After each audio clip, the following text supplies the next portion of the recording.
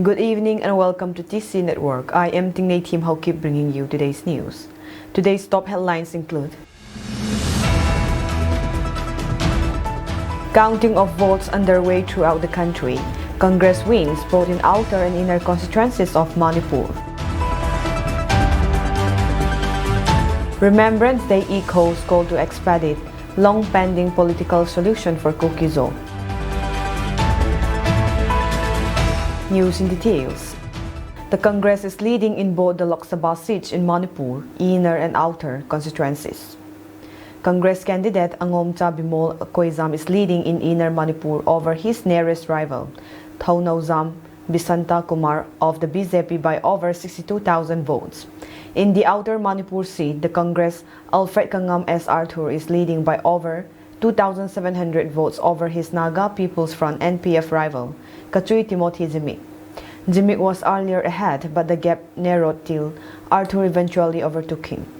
BJP-ruled Manipur has only 2 Lok Sabha seats, Inner Manipur, which is mostly the valley areas, and the Outer Manipur Reserve Constituency, which covers nearly all the hill areas. A Koizam, a 57-year-old professor is Delhi Jawaharlal Nehru University, belongs to the valley-dominant Meitei community. Local sentiments amid the Manipur crisis had indicated he was the preferred candidate in assembly constituencies where the Congress had been traditionally strong. Congress leader Rahul Gandhi had also started the party's Bharat Jodo Nyaya Yatra from an area in Manipur where the party enjoys huge support. 2 Manipur political analysts told NDTV Koizam's last-minute political plunge divide the Meitei vote. The Meitei community had clashed with the Kuki-Zo tribes over sharing land, resources, and affirmative action policies. No Kuki-Zo candidate from any party contested the election. The opposition bloc India had made the Manipur ethnic crisis a huge election issue. This was one issue which the India bloc had been using to take swipes at the center, despite Home Minister Amit Shah and Manipur Chief Minister N. Biren Singh's rebuttal to the opposition at every turn. Elections were held in 2 phases in Manipur on April 19 and April 26. The Kuki-Zo community across Sadar Hills commemorated Remembrance Day on June 3 in Sadar Hills, Kangpokpi district to mark the May 3 incident of the ALIC's mass genocide program against the Kuki-Zo community. Unlike previous commemorations, Remembrance Day was observed at Martyr Cemetery, Paizang, Sadar Hills by leaders of the Committee on Tribal Unity, Sadar Hills, Kangpokpi district, and was few other prominent Kuki-Zo civil body leaders, while the rest commemorated the day in their respective villages, churches, and areas. A 12-hour total shutdown was imposed across the entire Sadar Hills, Kangpokpi district by the Committee on Tribal Unity, Sadar Hills, Kangpokpi district, halting vehicular movement along National Highway 2 from 6 a.m. to 6 p.m. All government and private institutions, including educational institutions and business establishments in the district, remained closed for the day. At 6 p.m., a candlelight vigil was held at Martyr Cemetery, Paizang, under the aegis of the Committee on Tribal Unity, Sadar Hills, Kangpokpi district, where a mass prayer for the Kuki-Zo martyrs and their bereaved families was also conducted.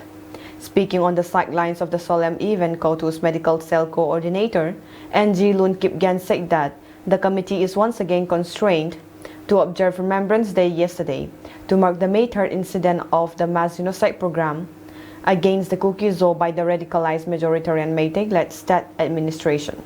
He recalled that the Kuki-Zo in the entire region commemorated the completion of 1 year since the infamous May 3rd incident last month, which served as a stark reminder to the nation and the war of the willful disrobing of the basic rights and dignity of the minority tribals in the country for political exigencies. This tantamount to the desecration of the Constitution of India by the biased administration in the state of Manipur, he asserted. Tunini ko hi 3rd June 2024 aungi kito thonin achi sa May tarik thum 2023 ni ko akipana man lo le gelpha le hila chen khompi May le ho le Manipur state government in ki jo chate ho zo se I umnaw munzo se le adia phaitol sunga hetman lawa nikhat zan khat sunga thachimit gamding ti ลุงทิมห้อยโลตะอันในนาวาโกนินทีนั่นเลมิดสินนะอินัมปุ่มปีสงวะกาลปีเลนตาขัดซูอินในตาวินตูนี้นิโคเฮคุมขัดและสักขัดกาลอินในนาวนิโคอหิตอลนิน Committee on Tribal Unity ลำไกนอินเจพายังมุนานัมปีทานโมเลหินกำเนนัมมาดิงาอหินคูอธิสันหินพลาอันโมเลมสตหอโซเซจานาสังเป็นปีนาเลปะทินเฮงาอินามุพัดเทนดิงเลทำพัดนดิงินตาวคอมนากิลตอินอันกิบอเลนโตปีสังกัมหอทิสันเลหินคูพลาเอนาดาลหอโซเซอินซุงมีเตซองลุงมอนนั่นแหละแฮปปี้นะอันนี้เทนดิงเวนอามาหอโซเซดิงินซองตาวนะอากินเองนะฮิจิโตทอน He then stated that with the mandate of the Kuki-Zo community, the committee urged the central government to immediately expedite the long-pending political solution for the Kuki-Zo, wherein the suspension of operation groups are negotiating with the government of India, aiming for long-term peace and stability in the entire northeastern regions of the country. The National Investigation Agency NIA in Phal has secured a warrant for virtual production of Lun Minsay Kipgen, a prime suspect in the killing of 4 civilians at Bisnupur in January this year. Lun Minsay Kipgen alias Langin Mang alias Mang alias Levis, 35, son of Songin, hails from Mamong village, Hinglip block, Churachandpur district, and is presently lodged in Central Jail Lokra, Guwahati in a different case. On January 18 afternoon, amid heightened tension in Manipur, Kuki militants armed with sophisticated weapons opened fire on civilians near a water treatment plant at Ningtho Khong Kha Khunau in Bisnupur district. The indiscriminate firing on civilians killed 4 persons, namely Oinam Bamonjao and his son Oinam Manitomba, Thiam Somendro, and Ningthozam Nabadip, all from Ningtho Khong Kha Khunau. The application today was filed with the NIA Court Manipur under Section 267 CRPC for issuing a warrant to produce Lun Minsay virtually before the court in connection with the case. During the hearing today, the Special Public Prosecutor submitted that the NIA in Phal re-registered and took over the case from Bisnupur Police. The Special PP NIA submitted that during the investigation of the case, the agency came across a video clip which allegedly showed Lun Minsay was involved in the shooting incident that killed 4 persons in Bisnupur. The NIA Guwahati, on the other hand, confirmed that Lun Minsay had been arrested by the Assam police in a case involving different sections of IPC and UAP Act. Then an application for judicial interrogation of the accused was filed with the District and Session Judge Kamrup Guwahati on May 17, and subsequently Lun Minsay was interrogated in the jail on May 20 and May 21. During the interrogation, Lun Minsay allegedly revealed he was involved in the shooting that killed 4 persons in Bisnupur on January 18 afternoons. The Special PP further submitted that the video in the custody of the NIA also has Lun Minsay repeatedly piercing one of the 4 victims, namely Ningthozam Nabadip Mayday 39, with the bayonet of an AK series rifle. The court, after hearing the submissions and on perusal of the application and material on record, issued the warrant against Lun Minsay. The postponing of 6th semester BA, BSc, BCom, and other department examination under Manipur University on the 27th of May due to Cyclone Rimal was rescheduled on the 6th of June. The new routine follows as under: Paper 8609 on June 6, Paper 8610 on June 7, BFT 604 and BTT 604 on the 10th of June, G606 Mathematics on the 11th of June, General Paper Anthropology examination to be conducted on the 12th of June, General Paper Manipuri Geology exam on the 13th of June. There are 5 exam centers in Lamka, namely Sisipur Autonomous College, Lamka College, Raybarn Autonomous College, Bethany Christian College, and Young Pillar College. More than 2,000 students will be continuing their examination. There are 1,543 students from Churachandpur College, 90 students from Lamka College, 353 students from Raybarn College, 85 students from Bethany Christian College, and 30 students from Young Pillars College respectively.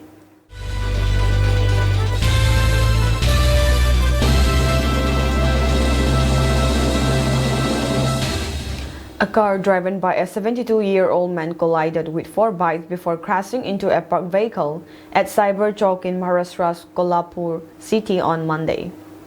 The tragic incident resulted in the deaths of 3 individuals, including the elderly driver, while 6 others sustained injuries. The incident captured on CCTV camera shows the harrowing accident as the Hyundai Santro speeds through the intersection without any traffic lights, crashing into the bikers. The car was reportedly being driven by Vasan M. Chavan, the retired Pro-Vice Chancellor of Shivaji University, Kolhapur. The footage shows 3 bikes moving straight ahead, while a 4th was crossing from right to left. At 2:26 p.m., the Hyundai Santro collided with the 2-wheelers, hurling the riders and passengers several feet away. The car crashed into a pole next to the footpath before colliding with a stationary vehicle. Within moments of the crash, the Santro flipped onto its right side. The video also revealed bystanders rushing to aid the victims of the car accident.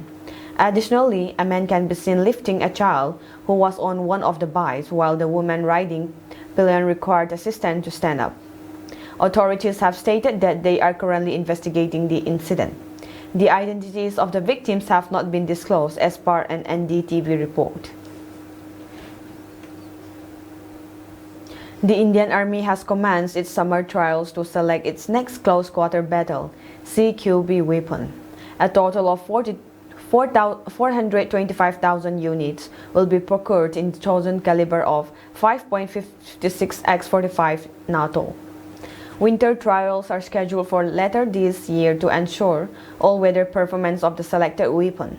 The close-quarter carbine CQB is a firearm designed for combat within short distances, typically indoors or in urban environments.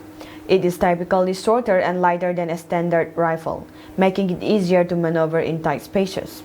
The 5.56 X-45 NATO is a standard ammunition caliber for rifles and carbines in the NATO countries.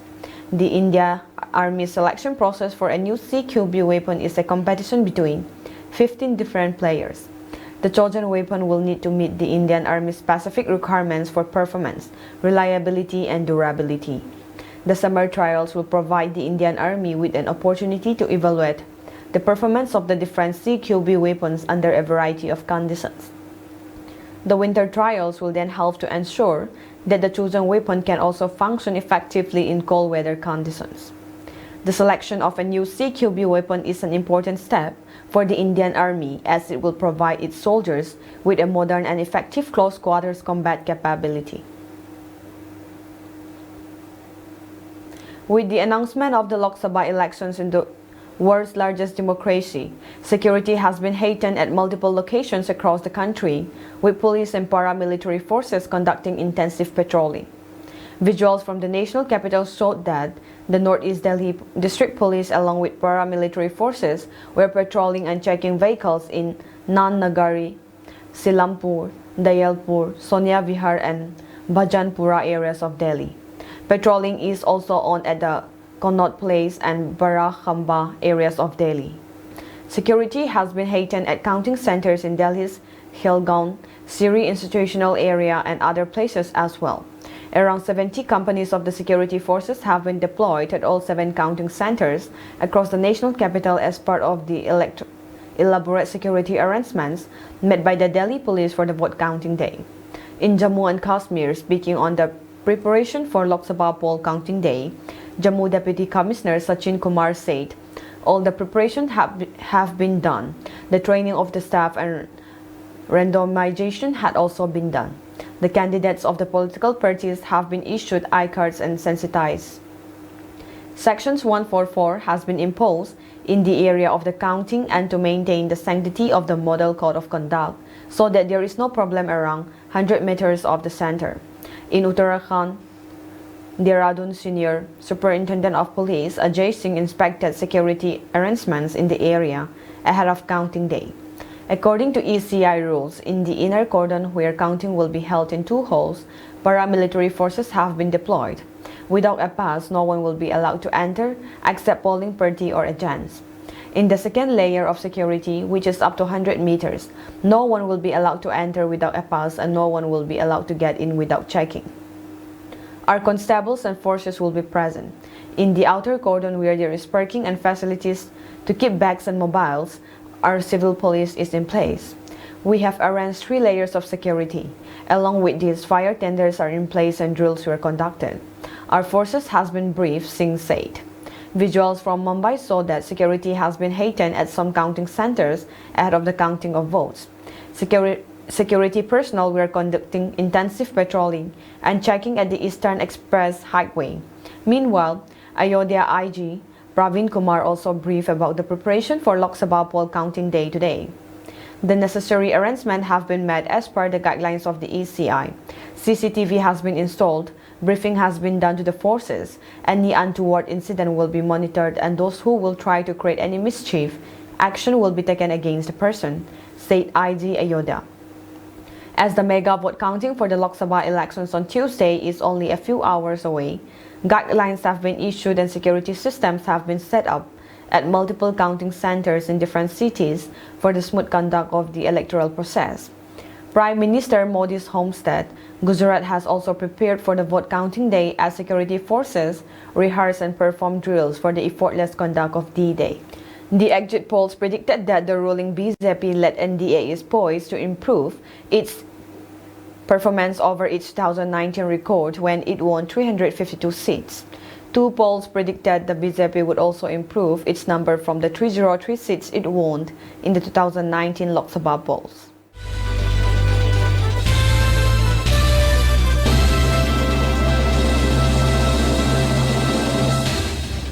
A staggering 1 million people have now fled Rafah in southern Gaza, the UN Aid Agency for Palestinian Refugees said on Monday, amid fresh reports of overnight attacks in southern, central and northern locations by Israeli forces.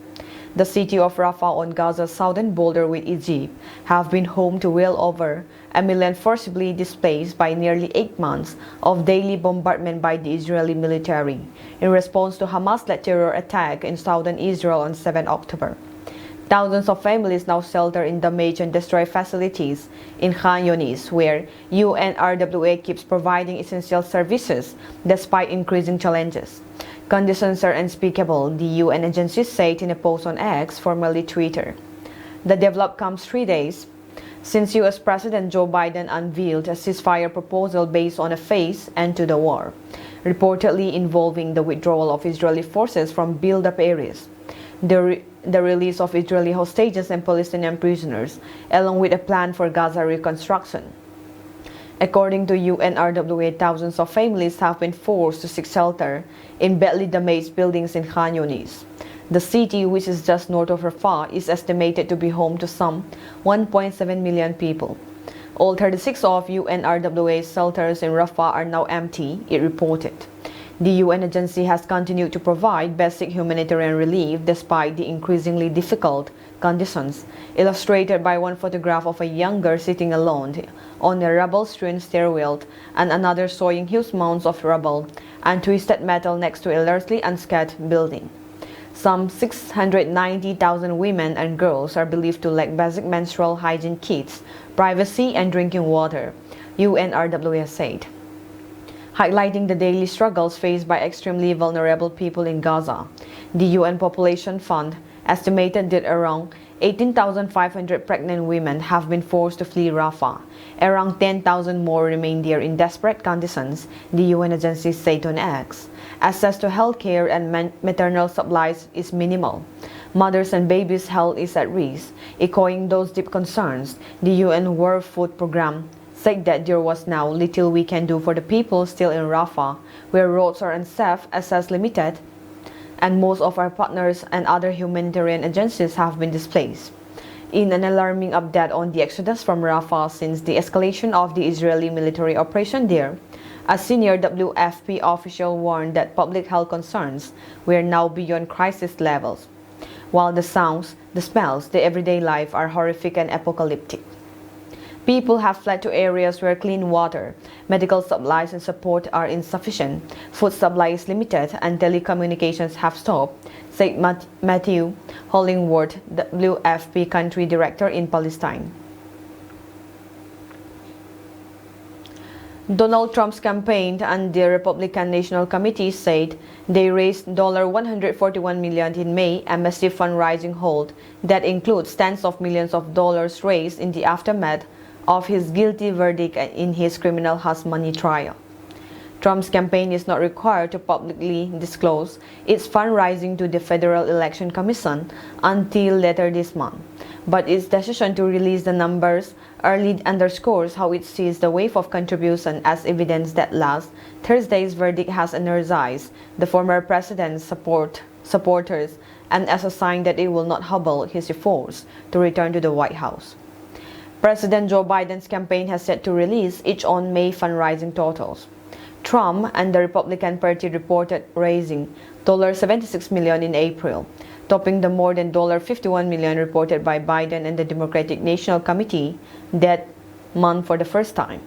It is unclear how much Trump and the GOP spent in May, but the sum could help them close the money gap with Biden that has persisted throughout the race. Trump's campaign said in a press release Monday that it had received more than 2 million donations in the month of May, averaging $70.27. More than a third of the whole, 37.6%, came in the form of online contributions in the 24 hours after the verdict was announced, it said. About a quarter of the donors, it said, were new to the campaign. We are moved by the outpouring of support for President Donald J. Trump. The American people saw right through crook Joe Biden's rig trail and sent Biden and Democrats a powerful message. The real verdict will come on November 5th. Trump campaign senior advisor Chris LaCivita and Susie Wiles said in a statement.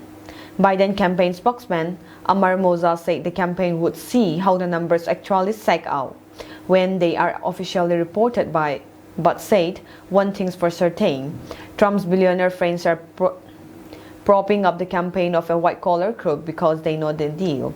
They cut him checks and he cuts their taxes while working people and the middle class pay the tab. Trump's campaign announced last week that it has raised more than $50 million online in the 24 hours after the Manhattan jury announced its verdict, making Trump the first former president and first major party presumptive nominee in the nation's history to be convicted of a crime. In just 1 month, Pakistan witnessed 4 girls' schools in the country's western region being bombed or set on fire.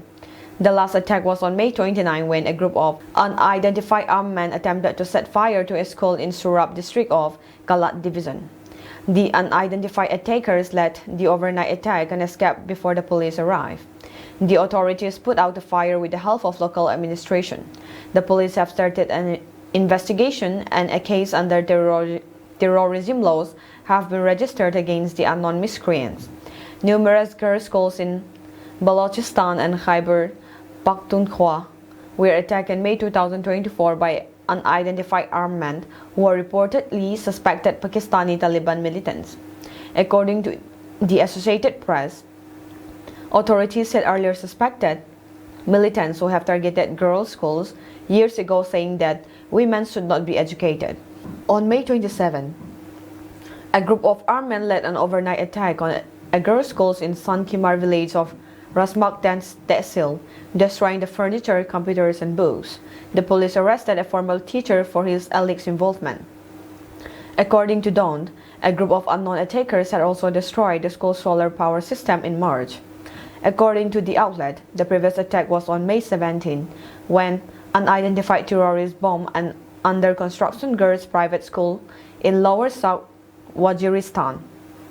The first attack on a school in May was on May 9 when terrorists set a girls' private school in the Sawa area of South Waziristan on fire. North Waziristan is a former stronghold of the Tehrik-e-Taliban Pakistani Taliban. It is a close ally of the Afghan Taliban, who seized power in neighboring Afghanistan in 2021, taking away the freedom and education rights of women. Reports state that this takeover in Afghanistan has emboldened the Pakistani Taliban. Dawn reported that the Pakistan Ministry of Federal Education and Professional Training reportedly wrote a letter to the Khyber Pakhtunkhwa government urging prompt action. It read, "It is particularly disheartening to note that these heinous acts of terrorism are disproportionately targeting institutions dedicated to girls' education." The letter added, "The federal government is deeply alarmed by these developments, why not only endanger the lives of our children, but also threaten the progress we had made in promoting education and gender equality in these regions." The ministry added that these actions were an attack on the future of the nation. That is all for today's news, and have a pleasant evening ahead.